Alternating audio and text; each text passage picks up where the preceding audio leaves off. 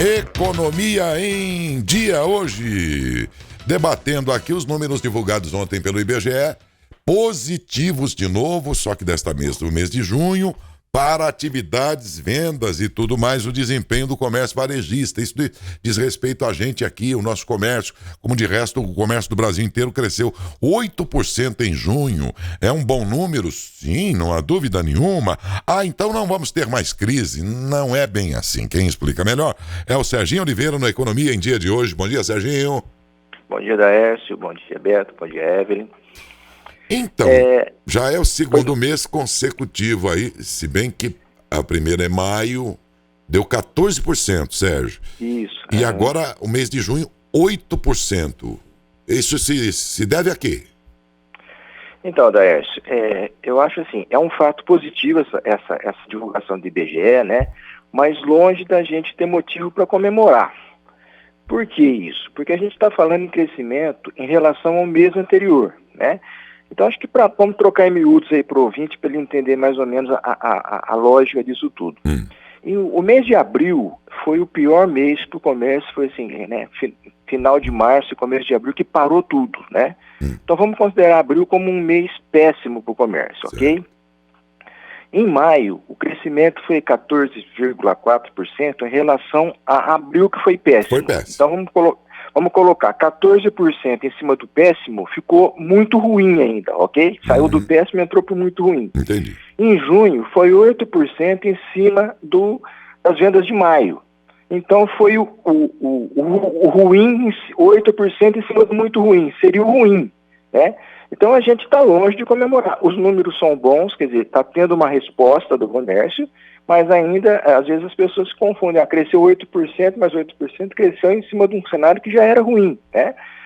Então, assim, para a gente ter uma ideia, o acumulado do comércio varejista nos últimos 12 meses de crescimento é 0,1%, ou seja, quase que nada, né?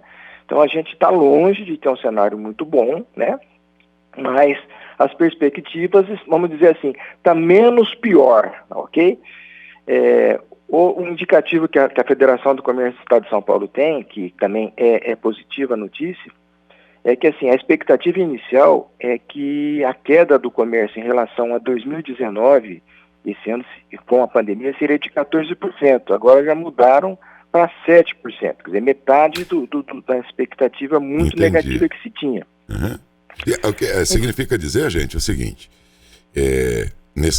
no quadro de junho, a economia aí no setor varejista deu 8 positivo, muito bem.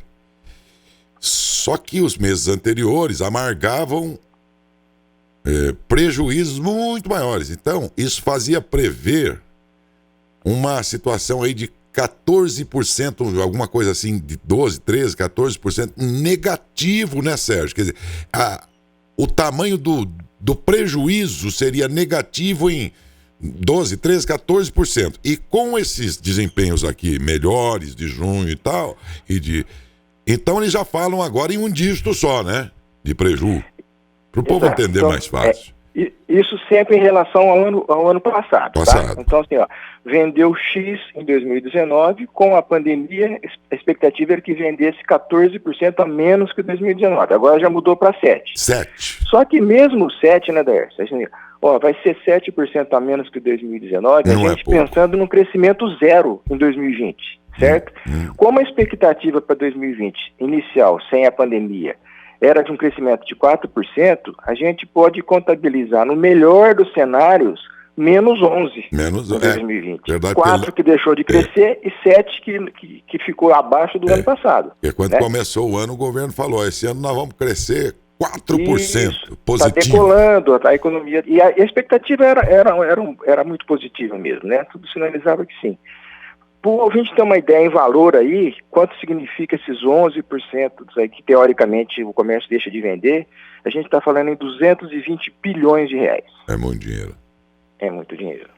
Agora, Sérgio, a tendência também desses próximos meses avaliados, que seriam julho e agosto agora, cujos resultados só sairão nos meses seguintes, mas a tendência, se é que essas ajudas emergenciais estão colocando na economia aí um grande dinheiro, um grande valor, e isso é que garantiu também um bom desempenho de maio e junho, é de se esperar que, pelo menos por mais uns 2 ou 3 meses, o desempenho vai ser positivo de novo, né? Sim, a gente tem dois cenários que ajudam aí, né, Décio? A abertura gradual do comércio, né? Tanto é que se a gente pegar em maio, assim, se a gente for ver por regiões do Brasil, o maior crescimento foi na região norte, onde a crise foi afastada mais rápido. Agora, à medida que os centros maiores, com maiores populações, vão flexibilizando o comércio, a tendência é que você tenha melhores números, né? E o impacto, com certeza, foi menor, graças às medidas como o auxílio emergencial, as parcelas extra do fundo de garantia, as linhas de crédito que foram abertas, a antecipação do 13º dos aposentados, quer dizer, é tudo dinheiro que está entrando e acaba circulando e aquecendo a economia, né?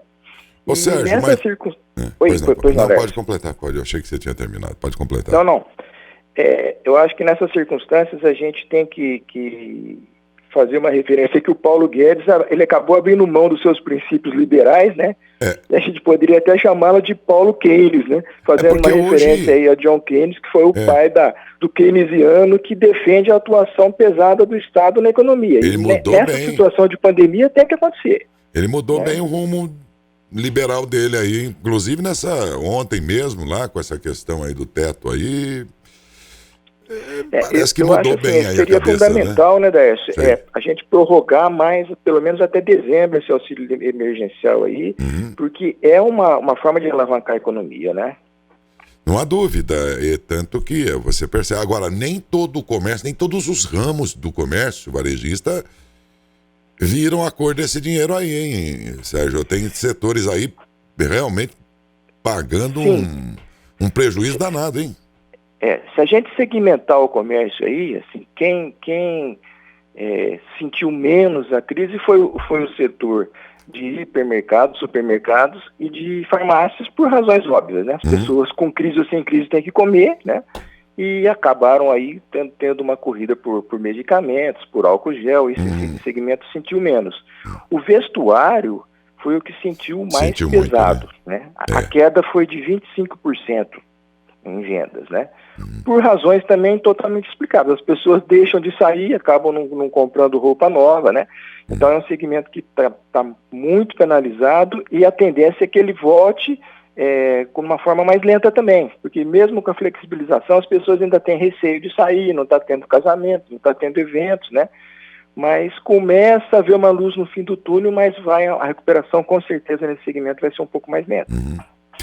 Na virada de maio para junho, a expectativa de prejuízo, aí vamos dizer, de vermelho que a gente já estava estimando, de 14%, caiu para 7%. Agora, junho, não foi tanto, mas foi um bom desempenho. Mas os números da agricultura batendo recordes. Eu pergunto a você, essa parte boa da economia, essa parte que está sendo forte na economia, não pode até o fim do ano zerar esse negócio e dizer 2021 nós partimos do zero, que não é tão bom assim, mas pelo menos não saímos do vermelho. Será? Vamos lá. A gente está falando em 7% em um segmento da economia, que é o comércio varejista, ok? Aí na macroeconomia a gente vai somar comércio, indústria de transformação, agronegócio e serviços, ok? No setor de agronegócios, a tendência é que fique positivo. Por quê? É um passo antes do que a gente comentou agora há pouco do supermercado. As pessoas precisam comer, né? O Brasil é um grande produtor na agricultura, exporta. Então, assim, nesse setor, a tendência, se a gente for segmentar, deve ficar positivo, né? A indústria é relacionada, que aí vamos falar um pouquinho de matão, né? Ao agronegócio, ela deve ter um resultado bom também, independente da crise. Porque as pessoas precisam comer. Agora, na macroeconomia, a parte de serviços vai ser muito pior do que os 14%. Por quê? Setor de eventos, setor de turismo, hoteleiro, não vai ser 14%, vai ser pior. Então, aí na soma, né, Daércio, que seria o PIB, né? Que aí é a soma de tudo. Vamos pegar o comércio varejista, vamos pegar a indústria, vamos pegar o agronegócio, vamos pegar o serviço e ver, vamos fazer a conta e dividir e ver o que deu, né? Então aí a gente já não pode nem falar no 7%. É uma incógnita, ainda a gente tem praticamente quase meio ano, né? Mas devem ter setores que vão ficar positivos e aí nesse segmento o Brasil na parte do agronegócio a gente leva uma vantagem, né? Porque é um celeiro do mundo, o nosso país, né? Mas aí a gente já tem que dispensar esses 7%, porque a gente está falando especificamente nesse caso do comércio varejista. Nesse caso do comércio varejista. Eu estava entendendo que esse aí eram números estimados da economia como um todo, né? E aí, não. Economia como um todo, a gente falou há algumas semanas que era o PIB, né? Que tem o crescimento do PIB, né? Essa informação do IBGE é especificamente em relação ao comércio varejista. Do comércio varejista. Né? Então, e mas... assim, para o ouvinte ter uma ideia, né? A FEComércio divulgou um estudo que acha que o setor do comércio varejista, essa crise vai custar 980 mil postos de trabalho e 200 mil lojas do setor do comércio varejista deverão fechar as portas. Então, é mais uma razão, né, Darcy, que a gente deve reverenciar e homenagear a classe dos comerciantes, né, que estão aí lutando para continuar com suas portas abertas, para manter esses empregos, né, e em particular eu gostaria de aproveitar a oportunidade para cumprimentar os comerciantes de Matão aí, porque realmente é uma luta árdua, eles são verdadeiros heróis. Ô Sérgio, mas essas lojas que fecharão em razão da pandemia, ou elas vinham arrastando já uma situação que fatalmente levaria a esse fim, levando em conta que antes da pandemia, os 5 anos que sucederam isso tudo foram de crise também? Acho que a gente pode analisar assim, né? Já vinha meio doente, né? Aí pega a Covid-19, né? Acaba de complicar. Digamos que são empresas que estavam com... já não era bom, né? Digamos que eram empresas com comorbidades. Exato. Acho que isso aí ilustra bem o cenário, exatamente. Já vinha com comorbidades e a pandemia aí acabou abreviando aquilo, exatamente, que já não vinha bem em muitos casos de empresas e tal. E aí aconteceram uma série de fatores, né? O Pronamp, que era aquela linha de crédito, ela demorou muito para sair do papel, o pessoal contando com isso, enquanto não foi aportado dinheiro no fundo garantidor, os bancos resistiram em conceder o crédito. Então, assim, tem uma conjuntura de fatores que acabam contribuindo para isso, né, Darcy? Mas agora está regularizado esse Pronamp? Já. Agora o dinheiro está chegando. A partir do momento que foi aportado o dinheiro no fundo garantidor e o banco falou assim, agora meu risco minimizou, ele abriu a porta do cofre. Banco não dá. Em 10 dias acabou o dinheiro, teve que suplementar, né? Banco não dá um passo sem se garantir. Nunca. Se um banqueiro um dia que eles saem da crise mais fortalecidos. Se um banqueiro pular de um prédio, você pula atrás porque é coisa boa. É verdade. Banqueiro não é parceiro de ninguém, né? Só dele mesmo, né? De ninguém.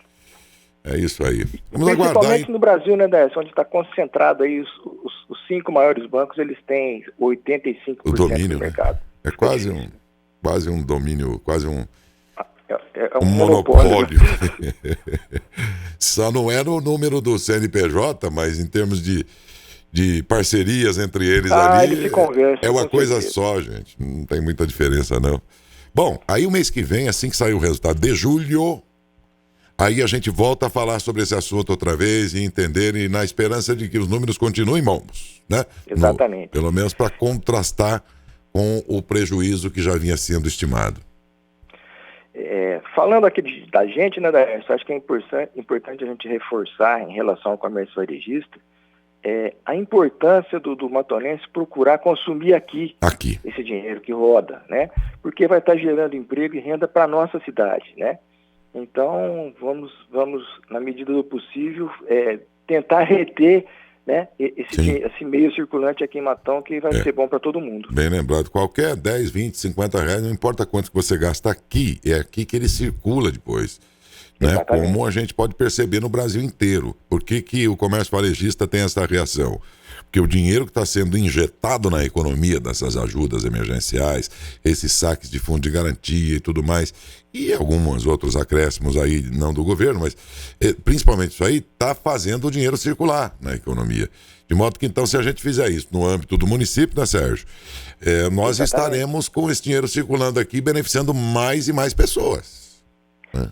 O governo está oxigenando a economia e a gente não pode deixar esse oxigênio embora daqui. Tá? Sim, nós temos que manter o oxigênio na nossa comunidade, né? O oxigênio econômico. Nossa, como as coisas hoje estão ficando, né, tão próximas aí da questão do Covid, né? A gente falava de empresas aqui que já tinham comorbidades, já não vinham bem, e agora mais esse aí, vamos oxigenar a nossa economia mantendo o dinheiro aqui. É por aí. Obrigado, Sérgio, um bom dia, até quinta, até terça-feira que vem. Um abraço. Valeu, um abraço.